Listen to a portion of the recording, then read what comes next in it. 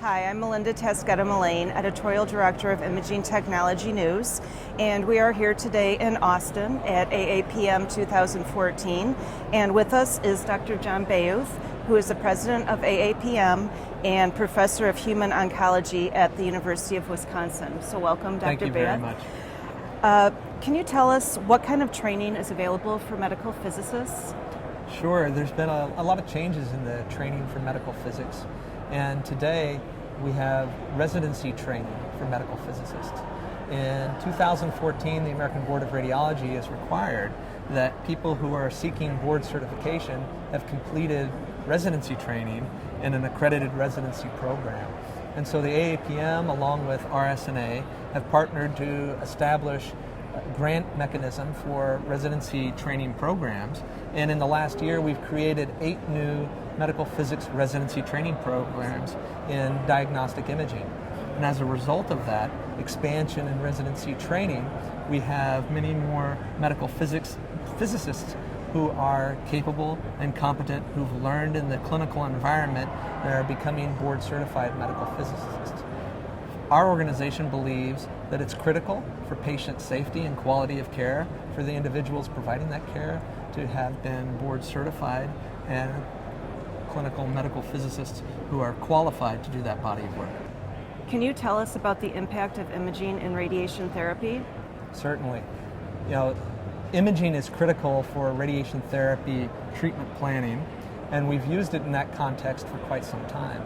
But in addition to using volumetric imaging to create radiation therapy treatment plans, today we use imaging on a daily basis for our patients.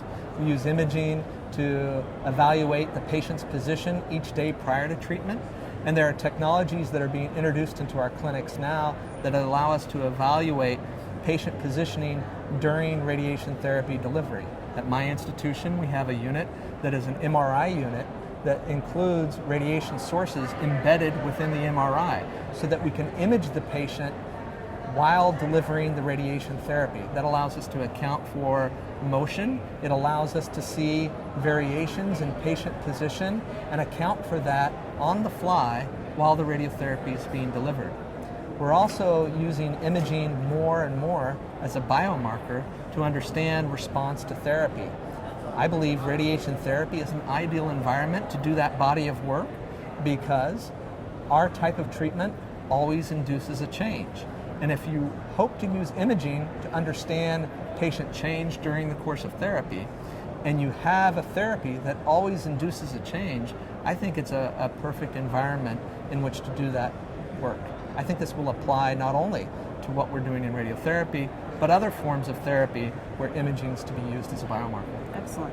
So can you tell us a little bit about what the future might hold for medical imaging as well as AAPM overall?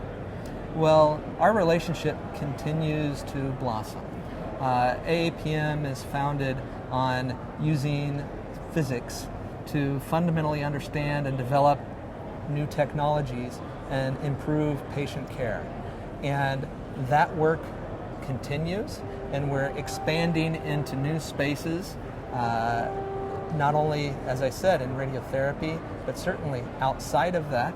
And I think it's an exciting future for all of us. And where can people go if they'd like more information? Our website has a tremendous amount of information. The website is aapm.org, and through that website you can learn more about training in medical physics. You can learn about resources available for physician residents in radiology and radiation therapy. And you can find information available on our educational site. So there are resources there, including video content of many of the lectures at this meeting and meetings in years past. Excellent. And what about next year? What are the dates for AAPM 2015? Our meeting in 2015 will be in Anaheim, California, and that's July 12th through the 16th. Excellent. Well, thank you very much, Dr. Bayouth. We appreciate your insight into the imaging field. It's my pleasure.